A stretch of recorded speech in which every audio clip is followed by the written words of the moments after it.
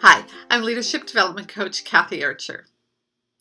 Do you tend to avoid some conversations sometimes? You know, those ones that make you uncomfortable and you hope will go away or you hope that somebody else will deal with, and yet they don't?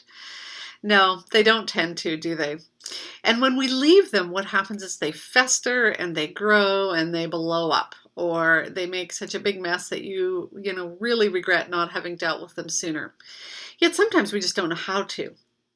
I've had situations where I haven't dealt with situations. I haven't dealt with those tough conversations that needed to be had with somebody I was supervising. And as they continued to grow and fester and multiply, what ended up happening was that person left under not such great circumstances. They weren't happy, they were mad, things blew up, or they were let go.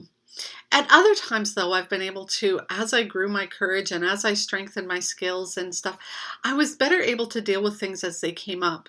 And what I noticed when I dealt with things sooner was they didn't get as big, of course, but also that as a team, we were more able to deal with our challenges quickly inside so that we could deal with the issues we were facing outside, with the clients we were working with the programs we were running, with the funders that we were contracted with the community, and that together as a team, we were better able to deal with things in a much more unified fashion rather than disjointed and apart from each other.